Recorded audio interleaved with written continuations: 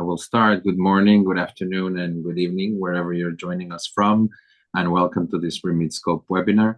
And we're really pleased to have you with us. I'm Pedro de Vasconcelos. I'm the manager of the financing facility for remittances here at IFAD, the International Fund for Agricultural Development of the United Nations system.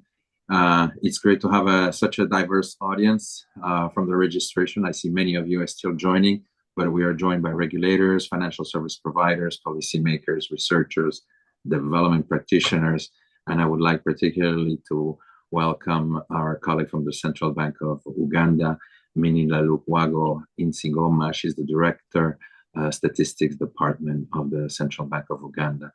So before we start, maybe a few words on what is the FFR, or the Financing Facility for Remittances.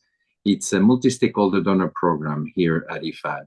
And our main focus can be summarized in our goal to try to maximize development impact of remittances, especially in low-income areas or rural areas. And we do this through project financing, supporting enabling policies globally, but also at national level. And of course, we also support through research, promoting greater transparency and competition in remittances. And that's what's going to take us to the session of today. It's going to be about an hour, and we have a lot to get through, so I'm going to try to really keep focus here and be brief. But in the next few minutes, you will hear from several speakers who will walk us through RemitScope.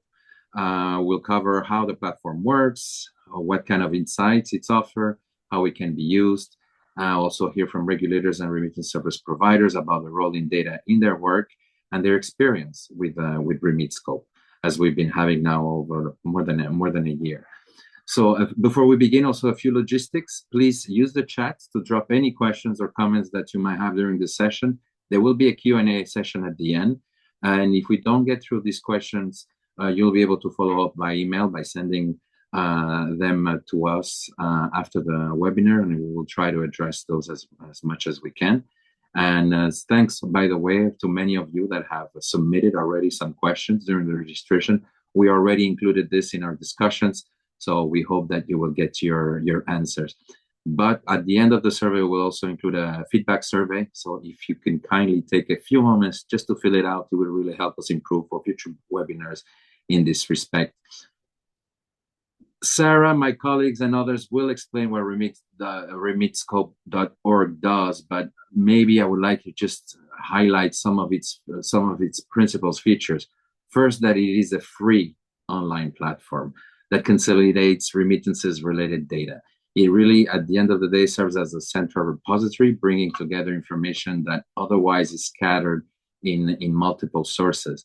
And it's designed really for everyone in the remittances ecosystem. That means money transfer operators, mobile money operators, banks, MFIs, organizations, central bank regulators, diaspora networks, researchers, and many more. So as you see, it's really to try to bring everybody that is interested in the ecosystem or works in this ecosystem with the data, the most recent and available data that can be done. The platform was created in response to industry demand for better data and greater transparency. We surely felt the need for that, and by working with particularly the private sector, this is a greatest need, and this is what this tool tries to address. Remittances markets are often opaque, as you know, and through RemitScope, we try to help identify what data exists, what is still missing, and how we can fill those gaps over time. So it is definitely not perfect. It is definitely calls for more, but it allows us to organize at least our thoughts around what is needed for what reason and what can be done. I think this is one of the greatest advantages of this tool. So especially now as remittance service digitalized, we are seeing an improved data and quality and availability of, and we are designing it to grow with this new trend of digitalization to become really what we call a go-to source. Finally, I would just like to say, why is the International Fund for Agricultural Development interested in remittance data? Well, because for us it's very simple, because with better data we can support real development impact, especially in rural and low-income areas, because this will inform us for better policies, inclusive regulation, promote healthy competition, particularly in the ecosystem involving rural areas. At the end of the day, of course, help us lower costs and promote greater financial inclusion.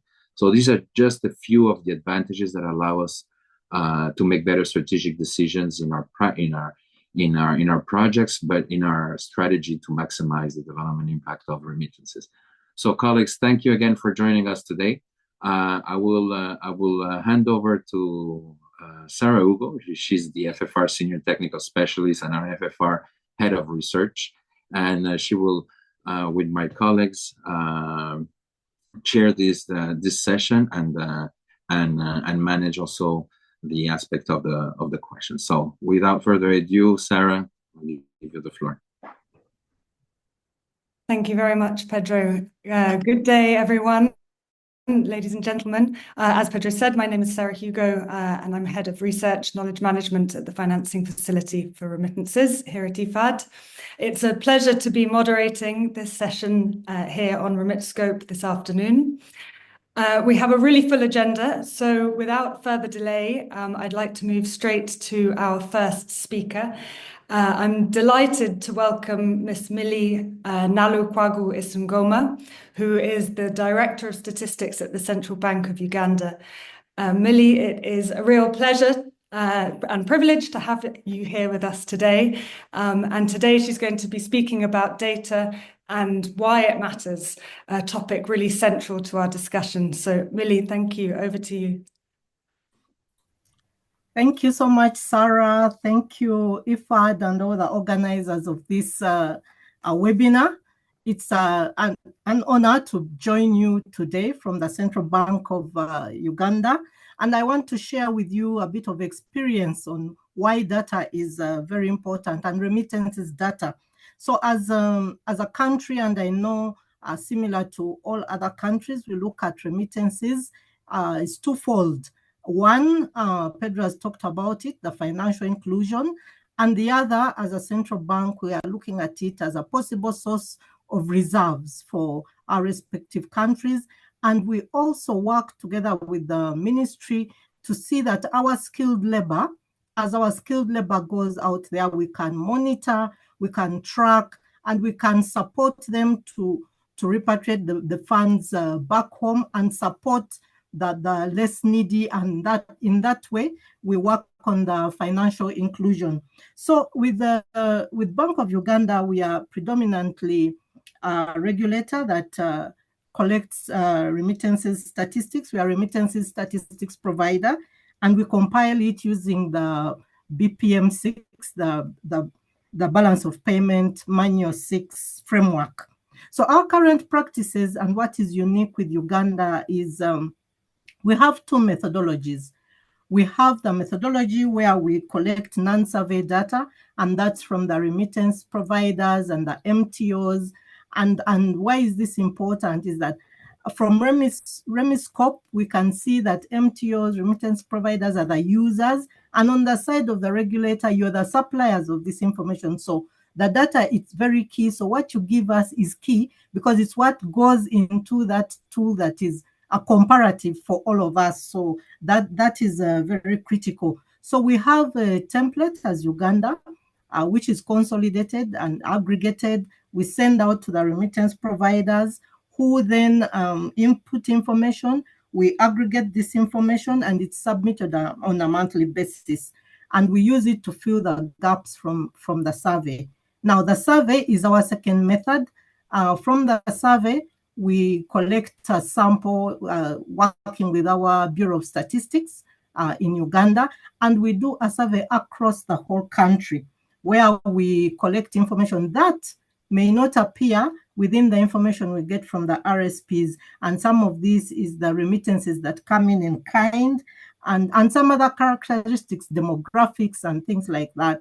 So for Uganda, we find that in-kind remittances cover 20% of the total remittances. So it is key that we do this survey and beef it up with the information from the remittances service providers to give a full picture.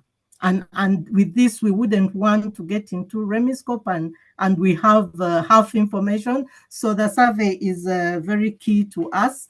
And the preferred methodology here currently is the survey because, like I've said, it supports both formal and informal It gives us in-kind remittances. It gives details of characteristics of the flows and demographics, and it covers the in-kind is 20%.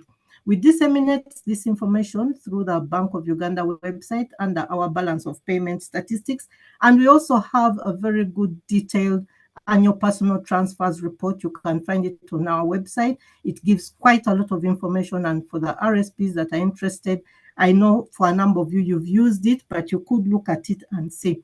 We, however, have a few challenges here and there. For non-survey, like I've said, the details are not enough.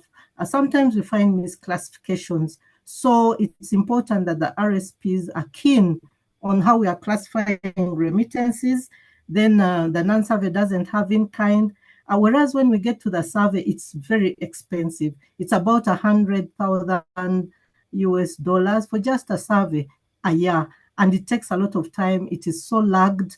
So that brings us to the need to improve. And here is where I really appreciate IFAD. We are working with IFAD to improve the kind of templates we are using to collect data from the RSPs. So we've amended our template to get granular, to become real time. Like I said earlier, it's monthly, but we want real time. And we believe that as it's granular and real time, we'll continuously support the RSPs, MTOs, banks to give more detailed information, because it is important to you as well. And we're also hoping that as RemitScope grows, it will be able to give more detailed information that will be able to support the analysis and decision making. So we have developed a template. We've worked on a pilot project, and we believe by the end of April we'll be launching this. We also have two big data projects: the electronic money transaction data project that we are working on. It will be bringing in transaction data on a daily basis, and the supervision technology project we are working on that will bring in that on a daily basis. We believe these will also give us real-time remittances data. So with those new developments, we believe that we as Bank of Uganda and other central banks that are adopting these methods and working with IFAD will be able to give more regular and quality statistics that will support RemitScope. And RemitScope is very supportive to us because we use it to see how are we faring across, where do we need to improve, and how do we need to support our respective RSPs. So with that, thank you so much. I thought it was important to share so that the RSPs on the call, the MTOs, the banks, and everyone else, we know that what we get from RemitScope, it's important what we put in from the other side, from the regulators and other collectors like the Bureaus of Statistics. Thank you so much. And back to you, Sarah. Thank you very much, Millie. So grateful to hear the perspective of a regulator this afternoon. And it's really great to hear about the work that the Bank of Uganda is doing to strengthen data collection. Really exciting developments and a really strong foundation for the future. Before we move on to Mr. Leon Isaacs, who's going to be sharing with us a demonstration of RemitScope and what you can hope to receive from it today, I'm going to share with you a short video on RemitScope. Economy, cross-border money transfers are more than transactions. They're lifelines that support families and fuel economic growth worldwide. To maximize the impact of every dollar sent and ensure accessible, affordable, and secure services to all, reliable and up-to-date data is essential. Introducing RemitScope, the United Nations International Fund for Agricultural Development's free-to-use platform for comprehensive remittance data analysis. RemitScope transforms fragmented data into a single, accessible hub, delivering valuable insights to remittance service providers, policymakers, regulators, donors, and researchers. For service providers, RemitScope is your essential tool. Compare key market drivers across Africa, Latin America, and the Caribbean. Identify market entry barriers, navigate challenges, and deepen your understanding of the market landscape to enhance your services. We offer exclusive corridor-level data, including bilateral remittance figures published by central banks, a first in the industry. Policymakers and public sector leaders can leverage RemitScope's country profiles for comprehensive overviews of each nation, enriched with user-friendly data and expert insights from our dedicated team. Our snapshot indexes combine key indicators to deliver actionable market intelligence, putting insights at your fingertips and uncovering opportunities for policymakers and market actors alike. Brought to you by IFAD, free and updated market data for better remittance markets globally. RemitScope, your strategic partner in remittance data analysis. Unlock the power of data to transform your understanding and maximize the impact of remittance flows.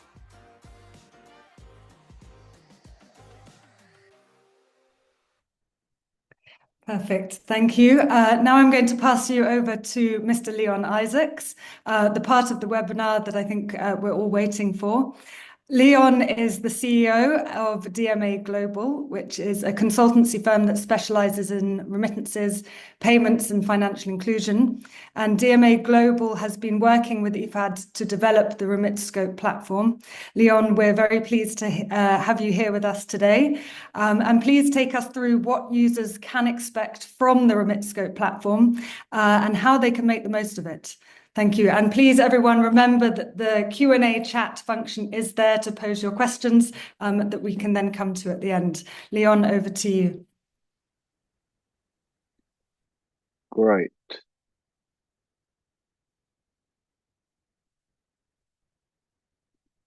Right. Thank you, Sarah, for that kind and glowing introduction. Not deserved, but it's a pleasure to be here with all of you this afternoon, and actually to see so many familiar names in the panel and a lot of new ones. So I don't have long, which is probably good in one way. And I think showing the video was really good to give you a feel for how it works, because it really is a fantastic tool. And I think the best way to get to know it, apart from listening now, is actually for you to go and try it. So if you haven't tried it, please go and try it at remitscope.org after this webinar. There's a lot in it, and we can't possibly pack it all into the time that we've got available. So we're just going to give some highlights now.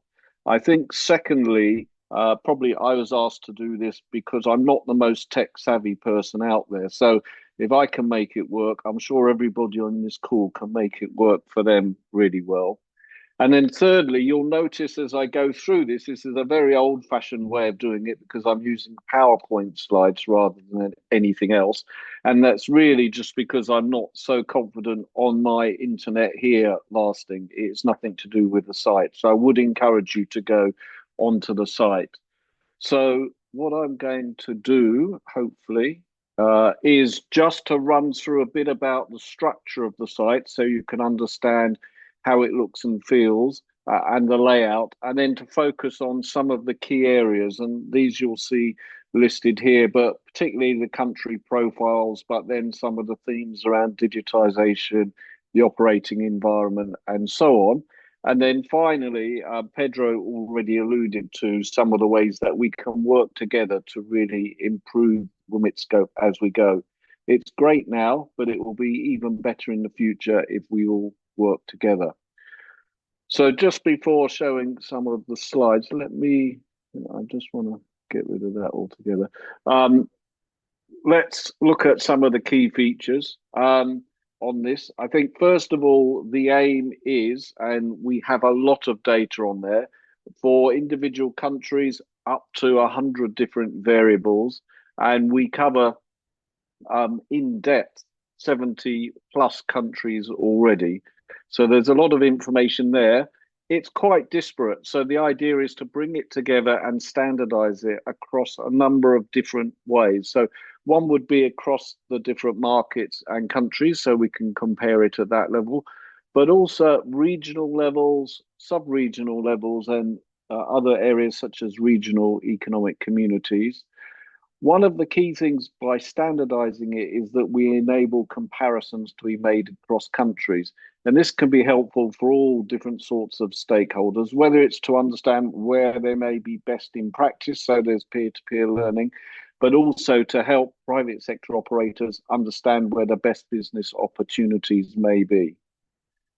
Now, I'm sure anybody who works in remittances knows the challenges of actually getting data. That's why we have the site here. And there's two primary or main sources of data that are reflected in RemitScope. Firstly, there's secondary data from publicly available sources. You'll be familiar with some, such as the World Bank, UNDESA, IMF, and so on. But wherever there is a publicly available source that's relevant, we have included it there. And then there's also data that's been collected by our own researchers as part of the broader RemitScope team. These are particularly useful for things such as the operating environment in a country or the market structure, the level of competition, etc. And as you'll see when we get to pricing, we also use them to collect pricing in certain corridors. Now, importantly, all of the data in the site is referenced, and you'll see in a bit how that works. But basically, hovering over the data will bring you up with where it has come from and also the date when it was collected, because not all of the data is always available all the time.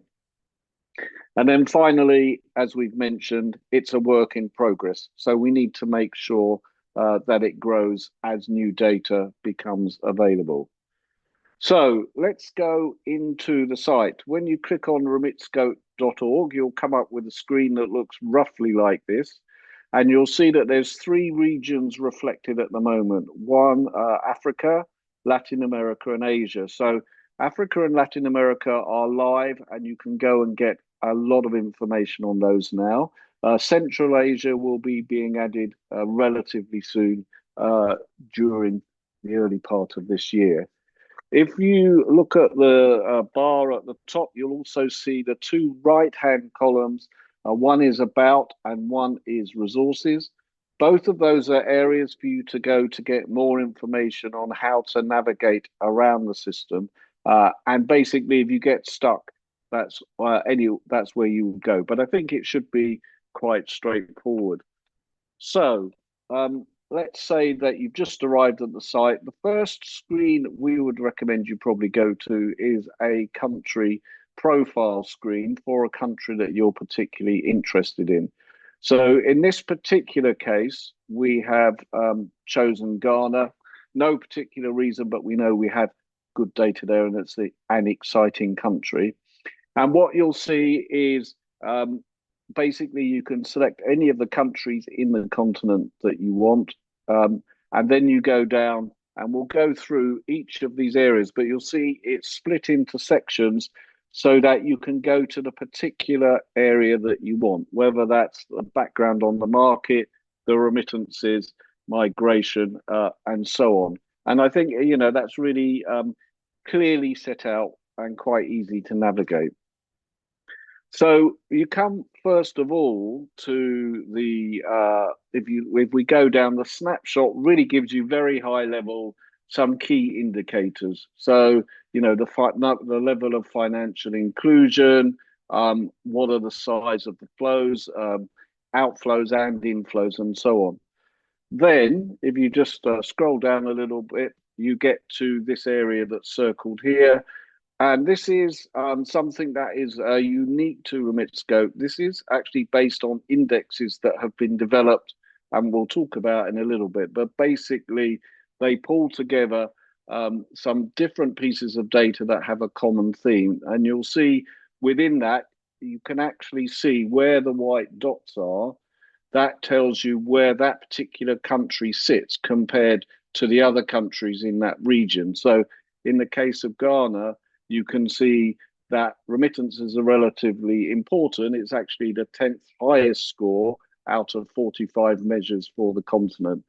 For digital remittances, it's actually the second highest score out of 31, for instance. So you get immediately to get a sort of slight feel for the country if you're not that familiar with it. Then once you've done that, you then go to all the different thematic areas. And we're just going to go through a few of these. And apologies if if anybody's looking at this on their phone, this is probably quite difficult to see now. But even on a screen, it may be challenging. So that's why you're encouraged to go onto the site itself. And I think this one here, which shows you the remittance flows, gives you a really good idea because it's broken down by corridor. And the source of the data for this is normally the World Bank bilateral remittances data, or it's based on the migrant stock data. There will be a variety of ways of actually seeing where the data is from, etc., etc. And I'll show you that on another slide as well in a minute. If you look about halfway down on the left-hand side where my cursor is, you'll see the corridors listed here, but actually above it, there's a bar which enables you to change the source of the data where it's available. So where a central bank, for instance, has published data, it will actually show you, you can click on there and then you'll get that data, which will be different to, in this case, where it says the World Bank bilateral remittances data. Another key feature within the site is this box here. If you hover over, read more about the indicators, it will give you a lot of information, not only about where the data has come from, but why that information is relevant, and also if there are challenges with that data, where they come. So you're really encouraged to have a look at this to get a good idea of the different flows and the level of data. I'm just going to keep going in the interest of time. So apologies if this is a bit rushed. If we look at pricing, this is obviously one of the key areas, particularly from a competitive viewpoint, but also to try and get a good idea of how profitable a market may be or not, as the case is. So we have pricing for both sending and receiving. The data comes from a mixture of sources, whether it's the World Bank RPW site, where that has the relevant data, or potentially site information such as the GSMA provides on the mobile to mobile payments, or we collect it ourselves for a number of corridors. And then you can see, if you go down to the chart here, it's displayed over time, so you can see the trends, but also you can cut it depending on how you want, based on whether it's the fee you want to know or the foreign exchange or both. And then it's also available, if you just hold your cursor over the line here, it gives you a total at a point in time and where the source was. So you can get a lot of really useful information in a variety of ways. And also, I think the other point would be, depending on the method that's used to transfer, you can also get that pricing. So, you know, particularly granular data there. Then if we go to the digitization section, we have a variety of pieces of information here as well. Of course, this includes the level of financial inclusion within a country, because the more digital it is, the more likely remittances can be harnessed to help with financial inclusion. But it also includes information on the mobile operators that are able to pay out, whether there's interoperability, and a whole series of other variables that are there. Another area that is particularly important and was definitely asked for by many operators is the local operating conditions within individual markets. So appreciate, again, the text is quite small on this slide, but basically a lot of the data here has been collected using local sources or resources on the ground to collect that information. And it sort of covers up many different areas. So things like whether there are exchange controls, the status on the FATF watch list and so on, the licensing environment, whether there's consumer protection, and then other relevant information as well. And you can sort of see that, again, if you hover over one of the dots here, it will then give you more information on the scores, but also in this one, for instance, exclusive relationships. it tells you that exclusivity terms in contracts are outlawed. So you get a lot of good initial information. I just wanted to highlight this button on the left here.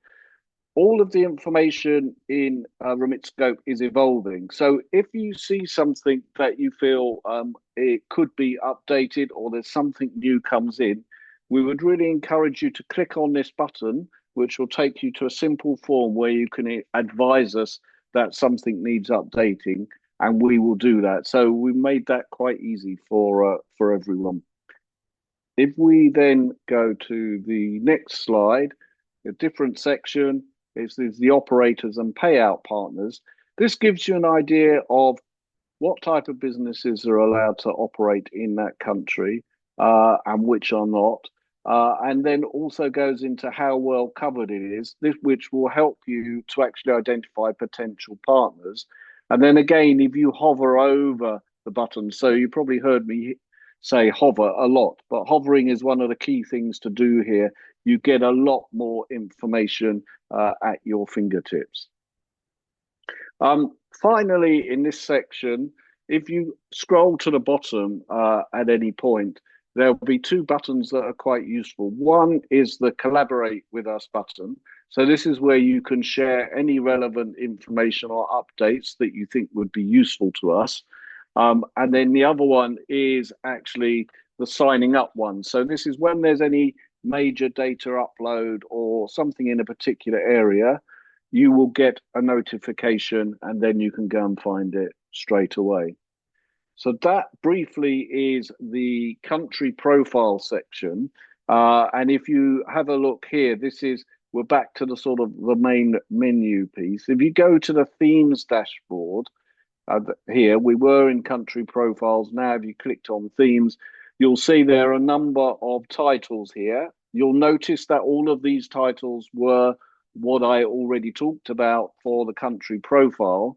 But what happens here is this consolidates the themes for each region and lists all the countries for which data is available for each theme. So if we look at the moment at the remittance inflows, you can see here there's basically a data sheet or with a series of filters. So you can choose to have the type of information cut in the way that you want it to be. So you could have it at different regional levels. You could have it by, if you wanted a particular, SADC type survey, you could have that in there. And then basically you will get a different set of data depending on which ones of these that you put in. And here's an example of the top of a sheet of data that you would get in this case for Latin America. I'm not going to go through all the other options there, but just to say one of the other things is, as is circled here, you can find out any help you need by going to this how to use the dashboard piece, or you can click at the top here and you'll also get a series of help functions. So hopefully you can definitely progress on that. Now I'm going to go to one of the other areas, and I mentioned this earlier, is about the indexes that have been created specifically for RemitScope. There are 4 of these indexes. We've got the Importance of Remittances Index, Digital Readiness, Remittance Market Considerations, and the Payout Options. So each of these are assembled from a number of different variables. The methodology is available on the site, so please have a look at that. But it also, again, gives you a feel for when you're looking for a particular criteria. This really gives you a good feel for what the data is actually telling us. And this will grow again over time. But I think it gives you that sort of confidence that what you're looking at is good. Then if you, so this is the other one, apart from those 4, is a slightly different outcome, but similar approach, which is the Mobile Remit Index. And this again goes through the different variables that are vital for a mobile remittance service to be as effective as it can in a country and scores them. So these are scored by country And then on the right-hand side, you can see the individual attributes there. And then the final area I wanted to cover was the remittance market insight pieces. This is where you go to get any of the relevant information from other sources, probably part of RemitScope. So it could be a detailed diagnostic, and you're really encouraged to look at those where there's a very deep dive and interpretation into countries. But it could be presentations from an event, thought pieces, and so on. And again, this will grow, but it's basically deeper data or interpretation than you might have been used to. So I'm just going to finish now, just to say, hopefully I haven't put you off. Hopefully you've got a good feel, and whatever I've said, it will be a lot easier when you look yourself. RemitScope is going into the future. It's going to expand new regions. We're going to have a streamlining of new data. So as data comes up, it will be there even quicker. New types of data and visualizations are planned. I'd really encourage all of you to share it with your colleagues. The more people that use this, the better it will be. Please do get in touch with us. We want this to be a two-way process.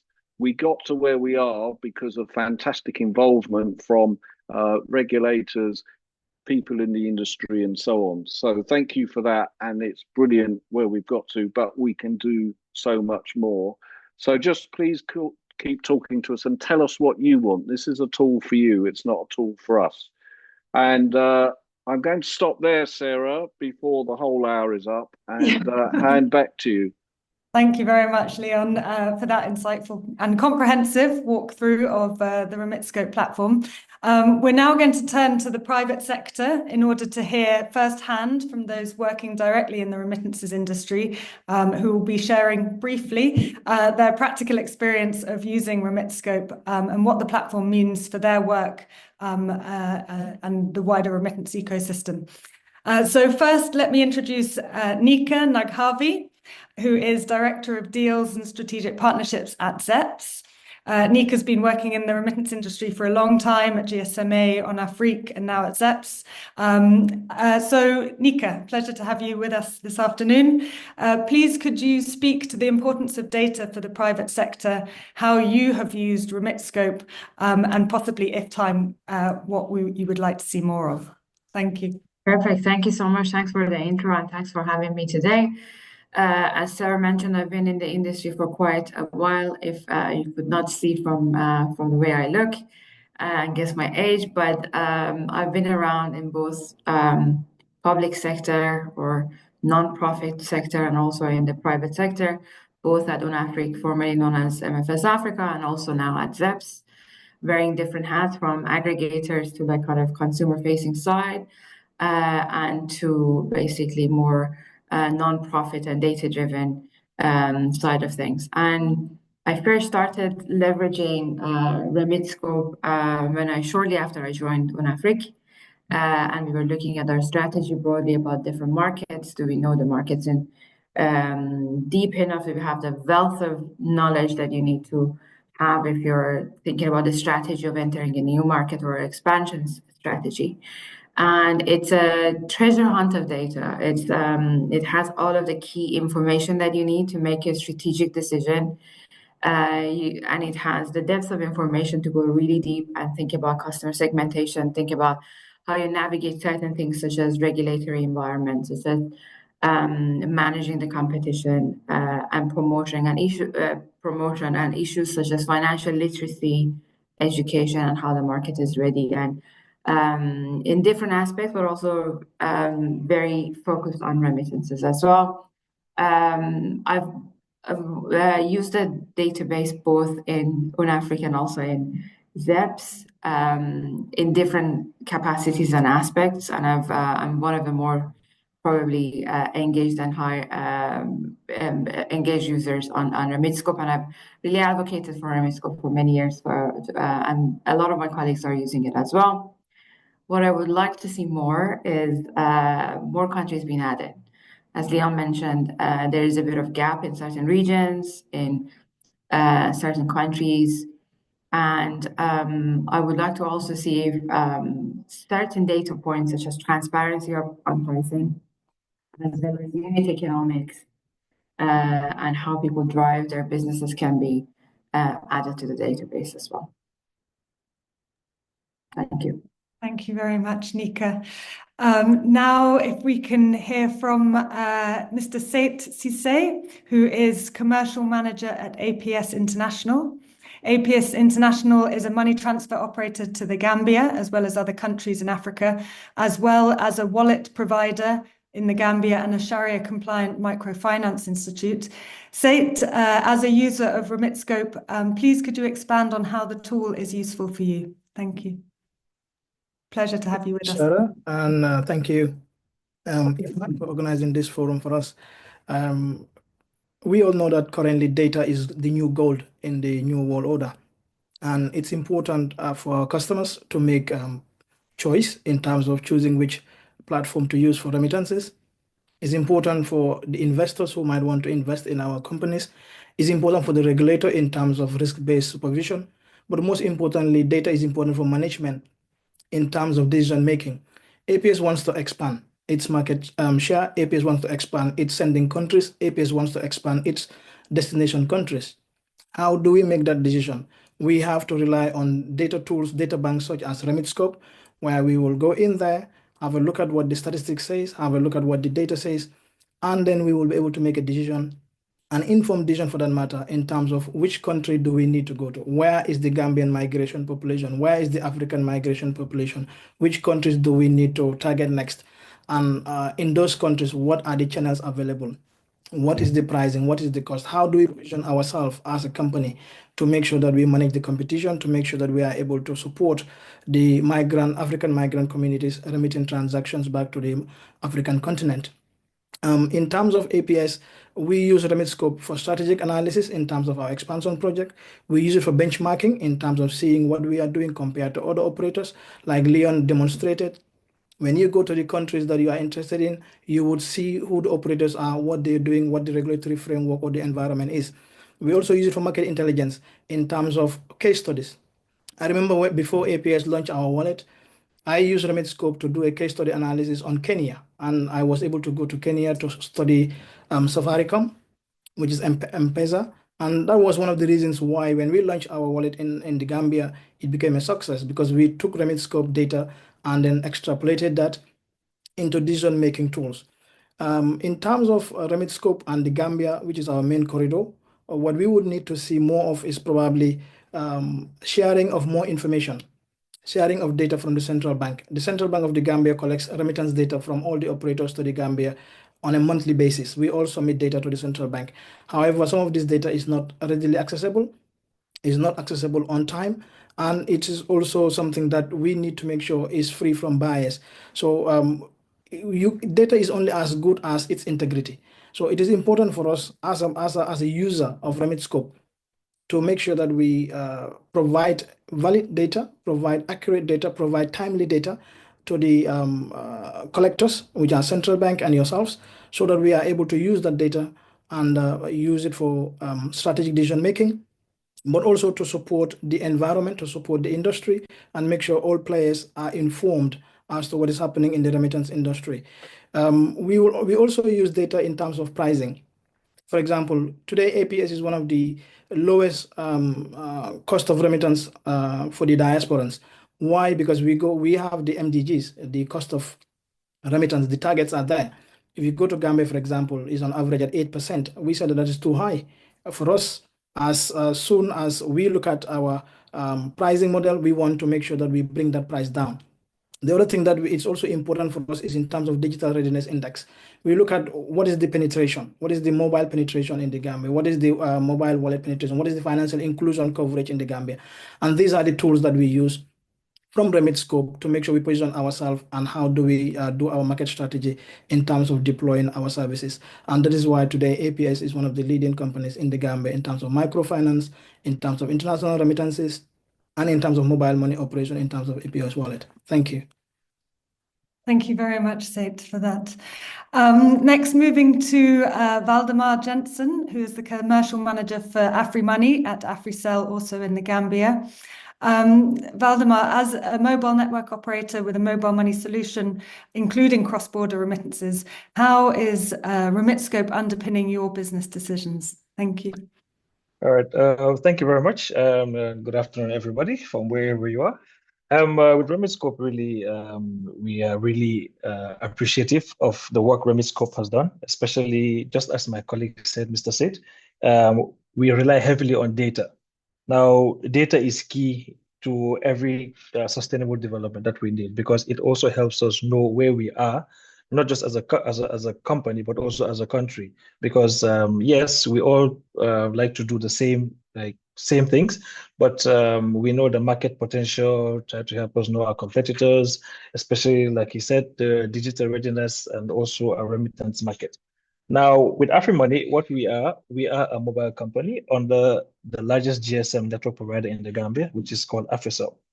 Now, we have various offices in different countries in Africa. We are in Sierra Leone, we are in Angola and DRC. And also, we are trying to, we do our own remittances in the sense that we are able to send funds to our neighboring country, which is Senegal, but we have a partner, which is Orange Money. But we are trying to explore other options, like going into sending funds to other countries like Sierra Leone, Liberia, Guinea-Bissau, Guinea-Conakry. So all those are in the works. Now, how are we able to achieve this? It's all through the data we receive from RemitScope. And also with one thing that we are more appreciative regards to Leonard's presence in the Gambia. Because having Leonard in the Gambia, it also helps us to have engagements with the Central Bank of the Gambia. Because once we engage with Central Bank of Gambia, it helps us to raise issues and also solutions which can help drive the market going forward. Now, even though we're a competitive sector, but also we are trying to coexist as well, because everything we try to derive through partnership. So once we all coexist and just put the whole competitiveness aside, I believe that we can all progress as a nation going forward. So yeah, that's what we have there. I hope that's in the interest of time. I don't want to go because I have a whole list to talk about. I can talk till tomorrow. Thank you very much. I don't want to go too much into we it. are running a little bit behind schedule, so thank you for your contribution. Thank you. And finally, coming to Jessica Nitiema, who is Knowledge Manager at OnAfrique. OnAfrique is an international payment aggregator and plays a key role in reducing barriers to entry for new remittance market players and improving access to new business corridors. OnAfrique plays a role in supporting the digitalization of cross-border transfers to and within Africa.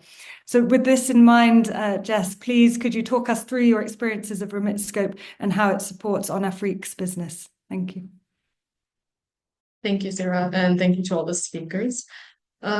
So I would kind of approach this in two ways, as opposed to the counterparts that I've just spoken. OnAfrique is kind of the middleman that allows the AfriCells and the APSs of the world, hopefully one day APS, we're looking for you. But they basically allow us to essentially send from a country to another. Right, so we allowed these partners to do that. So as a middleman, I would come with this through two different perspectives. So there's first the commercial perspective, which is that it's actually really time saving. So as Leon had demonstrated really well, the country profiles have been extremely instrumental in essentially showing us the operating environment and the market structure. So within that, knowing this, for one, a lot of our account managers who can be seasoned or who can be fresh, you know that the African continent and the market itself is actually very volatile. And I would say, I'm going to use a better word, it's very flexible. So the regulatory environment, extremely flexible. And so if you're unfamiliar with it, it really changes it can change from 1 month to another. The usage or the use of RemitScope is that it feels very real time in terms of updating. And so we're able to kind of identify those regulatory changes by using RemitScope. As for me, a lot of my colleagues actually have been introduced to RemitScope because of this capability. whether you are familiar with Kenya or other East African countries, for the most part, it's actually possible that you won't be familiar with Francophone West Africa, but you will be working to create a corridor between those two regions. So it's very important for us to be able to understand the two regulatory environments that we're working with.